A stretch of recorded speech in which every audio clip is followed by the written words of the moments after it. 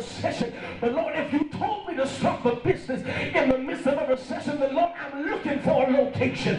Lord, I know that my family members are still unsaved. But Lord, if you told me that the seed of the righteous shall be delivered and not forsaken, then I'm looking for them to show up in His service. Now I'm looking over my shoulder, wondering when that drug addict is coming in.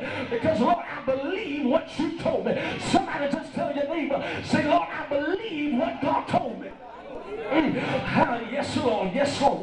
We see here, I got to let y'all go tonight, but we see here that He tells us that we have to put our feet on something. We have to put the soles of our feet down on the ground. But He then says, He says, hear this now, He says, every place of your feet shall tread. He didn't say some place, He didn't say most places, but He said every place. And God said to tell you before I let you go tonight, that every place applies to the good and the bad. Yes, Lord. Let me just tell you that we always think that when we're walking to our promise, we always think that when we're headed to where God wants us to be, that it's only going to be sunshine, and that every day is going to be Sunday, and that there'll never be a test, there'll never be a trial, that there'll never be a pain, there'll never be something that we experience. But God said to tell you that if you're really going to get that promised land in your life, you have to realize that you're going to have to walk through some troubled situations.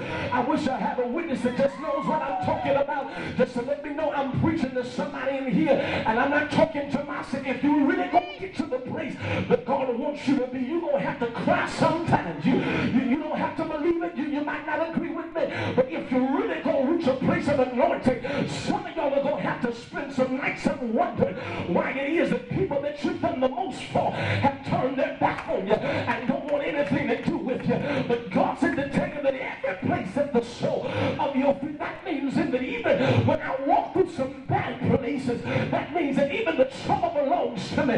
What do you mean? Even when I'm going through some stuff, I can still grab hold of the scripture that says, and we know that all things are working together for the good. It don't look good now, but it's working together. It does not feel good, but it's working together. And God said to tell somebody in here that the Bible says, it says from the wilderness in Lebanon, meaning then that on the way to claiming your promise, you're going to have to walk through some wilderness.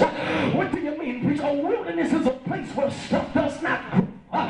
Wilderness is a place where there is no vegetation, there is no life, there is no sustainability, if you will. And God is saying that some of myself, even on tonight, in the midst of a wilderness, it seems that nothing that you put in your hands to is growing. It seems like everything you try to do to get an answer and a result falls through. It's not that you're not smart, you went to the right school, you got the right degree, you got the right resume, but you still can't get the job that you want.